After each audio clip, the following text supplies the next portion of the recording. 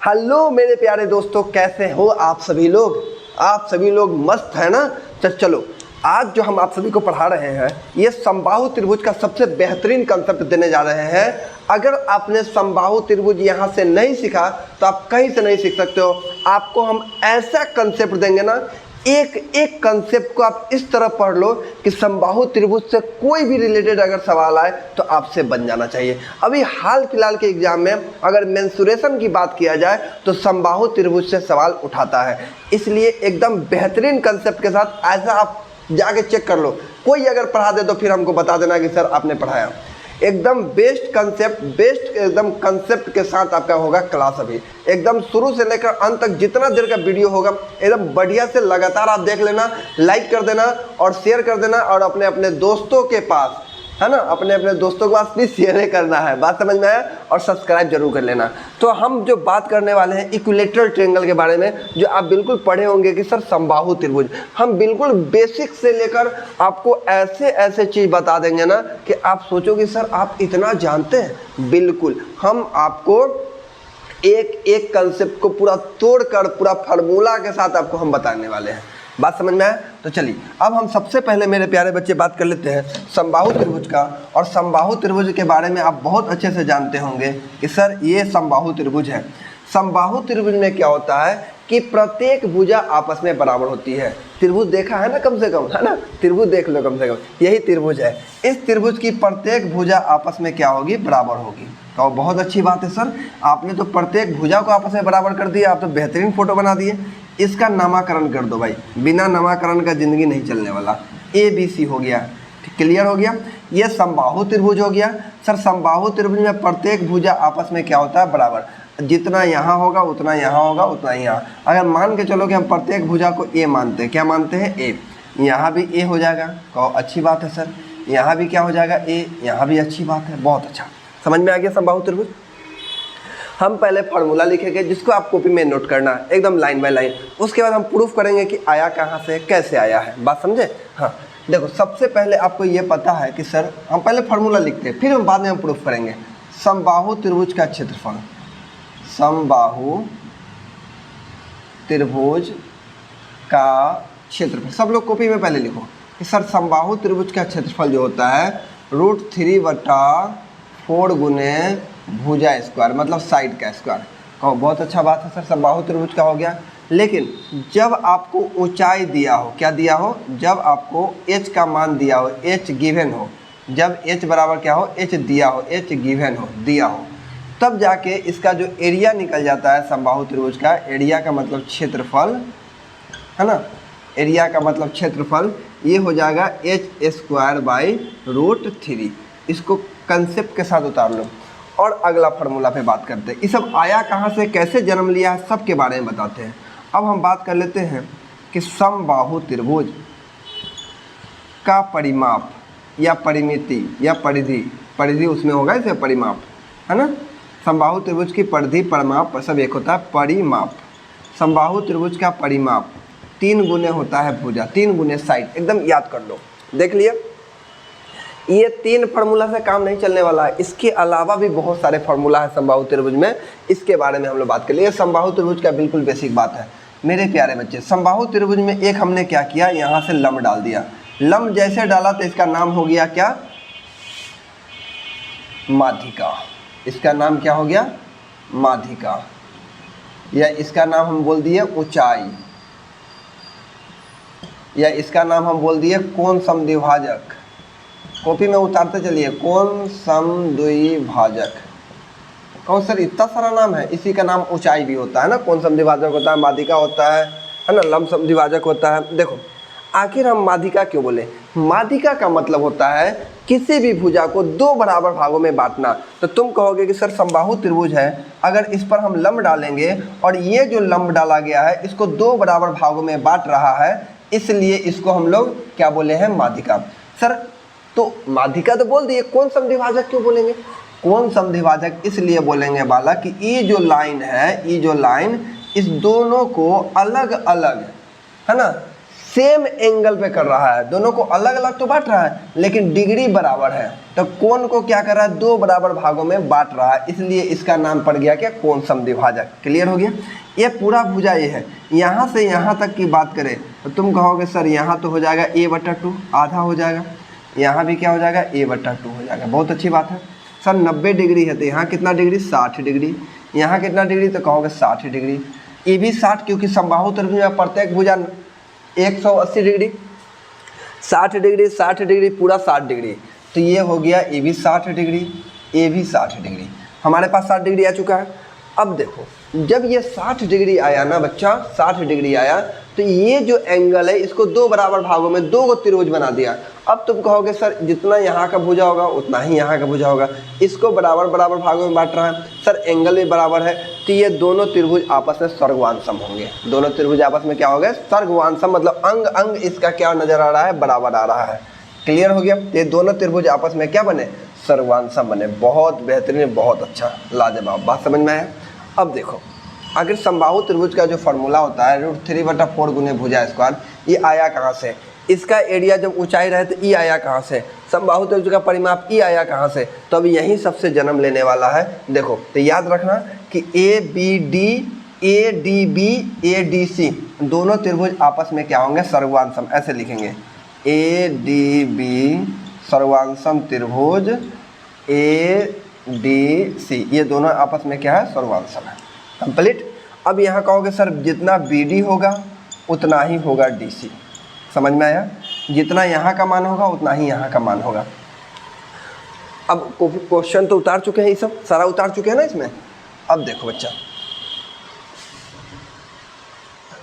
आप ये बचपन में पढ़े होंगे, बचपन में क्या बच्चा 10th में आप पढ़े होंगे कि अगर हम ऐसा कंसेप्ट आपको हम बता देते हैं, इसको बना लो A, इसको बना लो B, इसको बना लो C, यहाँ 90 डिग्री होता है, मान के चलो अगर यहाँ 60 डिग्री, हम यही फोटो को यहाँ बना रहे हैं 60 डिग्री है, तो इसमें 3 कंसेप्ट होता है, आप पढ़े होंगे बचपन में, ये 3 कंसेप्ट होगा।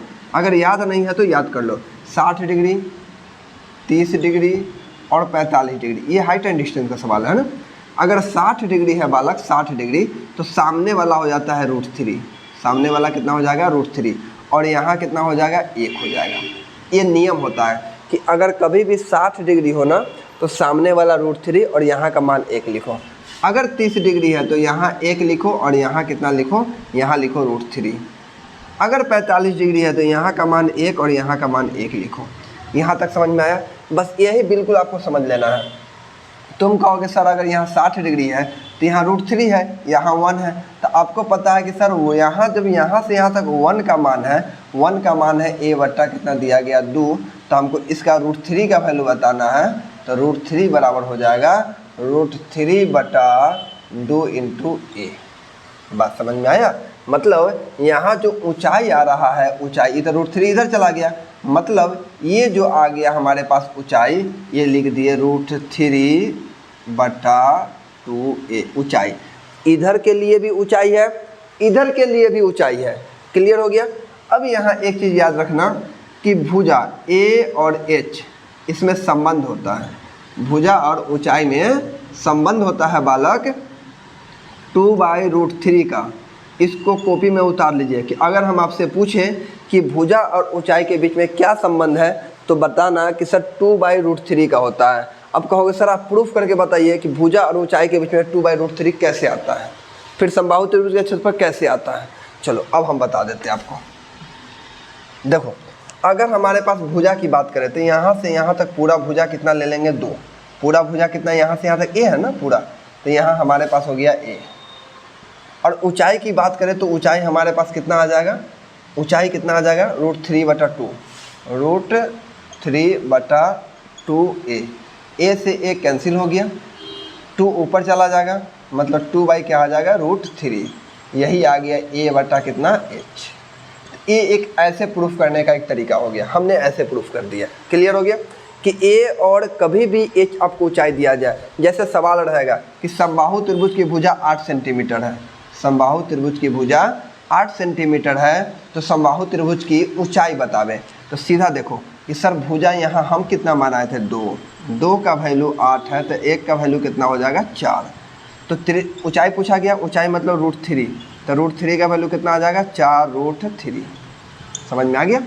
यही में सवाल आपसे पूछेगा कि समबाहु त्रिभुज की ऊंचाई दे दिया गया है 12√3, समबाहु त्रिभुज की ऊंचाई दे दिया गया है 12√3, तो मुझे भुजा बताना है साइड, ये कितना होगा जल्दी बताओ, कमेंट में बताओ जल्दी। कहोगे कि सर ऊंचाई तो 12√3 है, हमने ऊंचाई देखा √3, मतलब √3 का वैल्यू है 12√3, तो हमसे पूछा गया भुजा, भुजा का मतलब 2 का वैल्यू पूछा गया, √3 से √3 12 दूना 24, मतलब यहाँ पे आ गया भुजा 24। बस ये कंसेप्ट आपको याद रखना है। अगर ये कंसेप्ट आप याद नहीं रखते हैं तो आपसे सवाल बनाना थोड़ा सा मुश्किल हो सकता है, ज़्यादा भी मुश्किल हो सकता है, लेकिन याद रहेगा तो आप सेकंडों में सॉल्व कर सकते हैं। आगे देखो, समबाहु त्रिभुज का क्षेत्रफल होता है √3/4 गुने भुजा स्क्वायर, ये आपको पता है। अगर आप इस चीज़ को देखो, हम जानते हैं कि किसी भी त्रिभुज का क्षेत्रफल, किसी भी त्रिभुज का एरिया जो होता है क्षेत्रफल, समझना 1/2 गुने आधार गुने ऊंचाई, सब के लिए लागू होता है।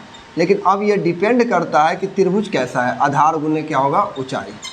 तो तुम कहोगे सर 1/2 तो यहाँ है, आधार हमको पता है कि यहाँ से यहाँ तक पूरा ए माने हैं आपने, तो पूरा हमने ए लिखा, ऊंचाई मुझे पता है कि सर यहाँ से यहाँ तक ऊंचाई, ऊंचाई कितना है √3/2a,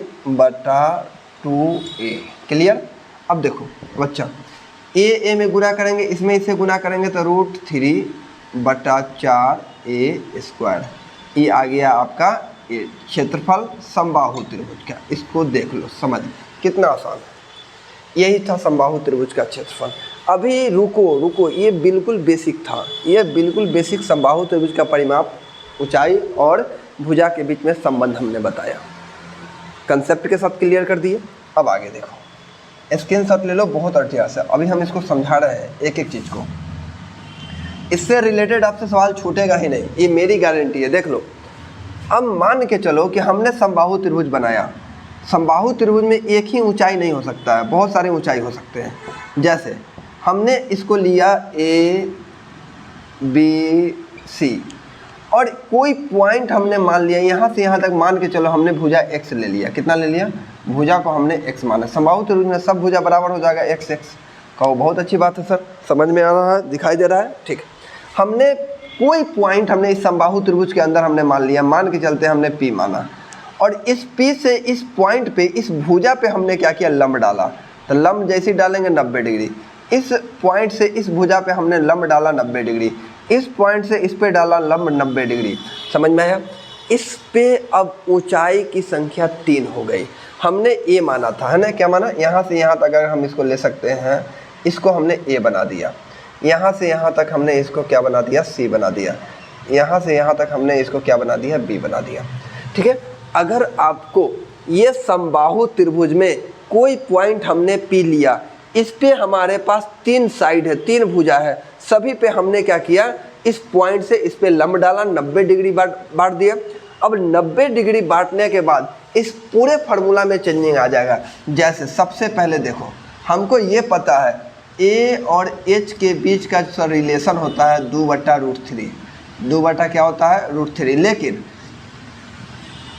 इसी में जब ऊंचाई ज़्यादा हो जाए, ऊंचाई 1, 2, 3 में आ गया है, तो इसलिए हम इसको लिखते हैं a/h प्लस बराबर 2/3। कॉपी में उतार लो पहले जल्दी से ना, क्योंकि जब पलट के देखोगे ना तुम, तब तुमको समझ में आएगा कि सर हाँ वाकई में आपने प्रूफ भी कर दिया कि अगर a + h भी रहे फिर भी वही रहेगा, या a + h प्लस भी a/h प्लस भी रहे फिर भी 2 कितना आएगा, √3 आएगा। इसमें कोई चेंजिंग नहीं आने वाला है, बात समझे। और हम यही बताएं कि सर अगर हमको एरिया निकालना हो, एरिया क्षेत्रफल, तो हम लोग फार्मूला क्या जानते हैं, h²/√3 जब ऊंचाई दिया गया हो। लेकिन जब इस त्रिभुज की अगर हम बात करें, तो अगर हम इसको एरिया निकालना जाए, इसका एरिया निकालें, तो हम इसमें लिखेंगे h² + √3। सर ये आया कहाँ से, ये आया कहाँ से, h² + √3, इसको स्क्वायर करेंगे। h² का मतलब है कि जितना इसमें साइड है, जितना लंब डाला गया है, सभी का योग करना है। तो इसका मतलब ये है कि तुम ये कहोगे कि सर अगर ऊंचाई की बात करें तो ऊंचाई हो जाएगा ये सभी का योग, सभी ऊंचाई जो बात कर रहे हैं इसमें जितना भी लंब डाला गया है सभी का योग क्या हो जाएगा, a प्लस बी प्लस सी, यही h बराबर आता है। आखिर h बराबर a प्लस बी प्लस सी आया कैसे, क्यों आया है? तो सुनो, इसको पहले कॉपी में उतारो, अब हम बताते हैं आपको कैसे आया, क्यों आया। सारा खेल इसी का है। अगर ये समझ गए तो समझ जाओ कि आपने सब समझ गया। देखो बच्चा, हमको पता है कि सर ये समबाहु त्रिभुज है। समबाहु त्रिभुज का क्षेत्रफल होता है √3/4 गुने भुजा स्क्वायर, लिख दिए। अब ये जो समबाहु त्रिभुज मिलके बना हुआ है, इसमें 3 त्रिभुज है। देखो, एक यहाँ से लेकर यहाँ, ऐसे समझ में आया, यहाँ से लेकर यहाँ, एक यहाँ से लेकर यहाँ, और एक यहाँ से लेकर यहाँ तक, ऐसे 3 त्रिभुज मुझे नज़र आ रहे हैं। बाकी त्रिभुज की संख्या तो बहुत है, लेकिन ऐसे मैंने इसमें से मात्र 3 त्रिभुज को उठाया। सबसे पहले BPC, पहले हमने लिखा त्रिभुज BPC, त्रिभुज CPA, त्रिभुज BPA, प्रूफ करने के लिए √3/4a²। त्रिभुज BPC, अगर हम इस त्रिभुज की बात करें तो त्रिभुज का क्षेत्रफल, ये पता नहीं है कि सर ये कौन सा त्रिभुज है, इसलिए त्रिभुज का क्षेत्रफल होता है 1/2 गुने आधार गुने ऊंचाई। आधार को हमने पूरा मान लिया कितना, x, और ऊंचाई हमने क्या माना, यहाँ से यहाँ तक को a माना, इसलिए हमने a लिखा। क्लियर। फिर 1/2 आधार, सर यहाँ से यहाँ तक x ही है, हमने इसको बनाया था b, इसको क्या बनाया, b। फिर 1/2 x प्लस सी, x इंटू सी। क्लियर हो गया। अब देखो बालक, तुम कहोगे सर √3 कितना है, 4a² बराबर 1/2 x कॉमन हो जाएगा। बहुत अच्छा सर, यहाँ सीधे बचेगा a, यहाँ b और यहाँ c। सर 2 से तो ये कट गया, बिल्कुल कट जाएगा 2 से। लेकिन सर आपने समबाहु त्रिभुज में a के जगह पर आपने x माना है, तो आप यहाँ पर x लिख दो। हमने क्या माना, x²। अब x से एगो x कैंसिल हो गया, हमारे पास सीधे बचा √3/2 बराबर, यहाँ x तो कैंसिल हो गया, हमारे पास आ गया a प्लस बी प्लस सी, और यहाँ x है, x लिख दिया। अब सुनो बच्चा, अब देखो बच्चा, अभी ही आपको हम ट्रायंगल बना के दिखाए थे कि अगर ये 60 डिग्री है तो यहाँ होता है √3/2a, यही ऊंचाई होता है। तो क्या हम इस ऊंचाई के जगह पर हम h लिख सकते हैं कि नहीं लिख सकते हैं? कहो सर बहुत मज़ा आ गया, अब तो आपने सिखा दिया।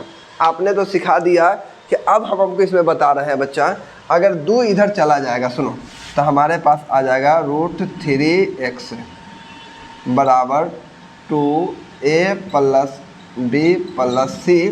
अगर हम x को अकेला निकालें, सिर्फ भुजा को, तब बटा यहाँ क्या आ जाएगा, √3 आ जाएगा। x का मतलब क्या हुआ बालक, x का मतलब भुजा। अगर हमको भुजा निकालना हो तो 2/√3 a plus b plus c। कहो सर बहुत पेचीदा हो गया, अब इतना पेचीदा हमको करने की ज़रूरत नहीं है। अभी बताएं कि a plus b plus c h होता है, क्या हम यहाँ पर h लिख सकते हैं? कहोगे ना, बिल्कुल लिख सकते हैं। x बराबर 2/√3h, h बटा में आ जाएगा, मतलब x बटा कितना आ गया, h, इसका आ गया 2 कितना, √3।